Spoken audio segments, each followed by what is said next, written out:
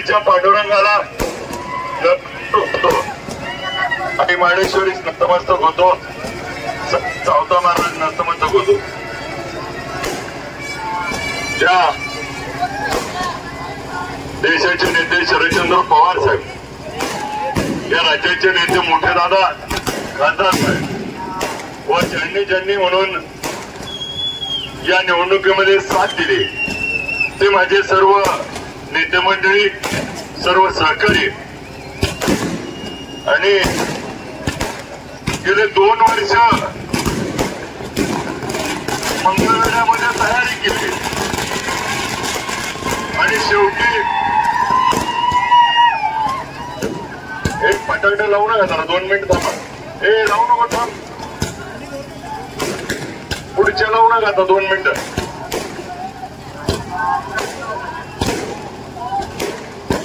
हे नवीन लावू नको रे. गेले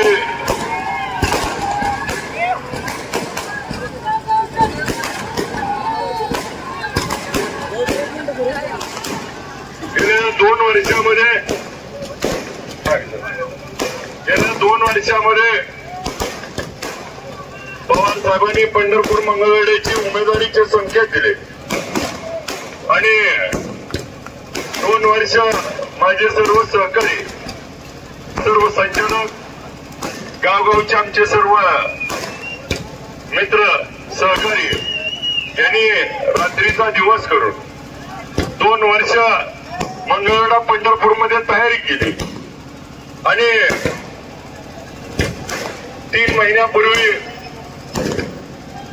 आपणच त्या ठिकाणी काही नेते मंडळींनी भेट घेतली आणि त्यांनी सांगितलं की परिवाराचे 2 आमदार होते म्हणून मी माड्याची निवडणूक लढावी. म्हणून माझ्या सर्व सहकार्यांनी देखील तसाच प्रस्ताव दिला. माड्याच्या निवडणुकीमध्ये अवघ्या 3 महिन्यामध्ये 9 ऑगस्टला निर्णय झाला क्रांती दिनी की माड्याची निवडणूक लढायची. आणि मग माड्याची निवडणूक लढत असताना 30 वर्षाची सत्ता 30,000 3 महिन्यात पडली.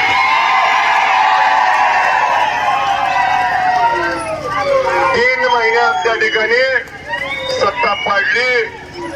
हे सगळं माढा मतदारसंघातल्या मायबाप जनतेनं करून दिलं. आणि ज्या सहकार्याने रात्रीचा दिवस कधीही त्या ठिकाणी घराचं तोंड बघितलं नाही, 15-15 दिवस लेकराला भेटली नाही की अभिजित पाटील म्हणून प्रत्येकाच्या दारात जाऊन मत मागितलं, त्या सर्व सहकार्यांना ते आजचा विजय समर्पित करतो.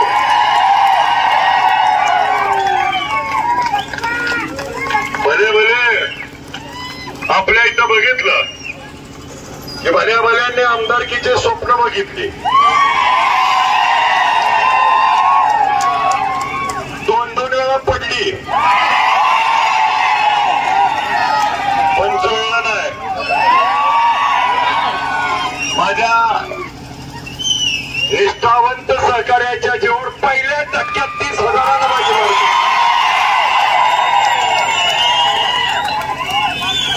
एका बाजूला इलेक्शन मध्ये आपण बघितलं की पांडुरंग परिवाराचे नेते मंडळाचे आमचा बबनदादाच्या पोराला पाठिंबा, विठ्ठल परिवाराचे नेते म्हणायचे आमचा बबनदादाला पाठिंबा. आणि मला म्हणायचे कोण आहे तुमच्याकडे, मी सांगायचं सामान्य जनता माझ्यासोबत आहे. आणि त्या जनतेला देखील मी घोषातून आवाहन केलं होतं की मला माझ्या जनतेवरती विश्वास आहे. जरी सगळे नेते का गेलेत, कशासाठी गेलेत, पुढच्या विजयी सभेत त्यांचा आकडा सुद्धा सांगतो. त्यांची काय लायकी आहे ती सुद्धा सांगतो.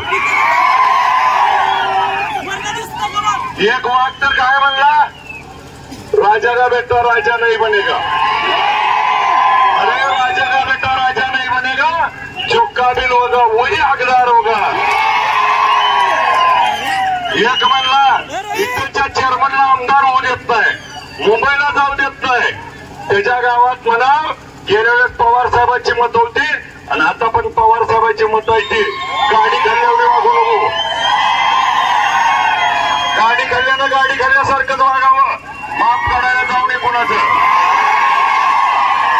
तुझा गावात येऊन समाचार घेणार आहे, काळजी करू नको पट्ट्या.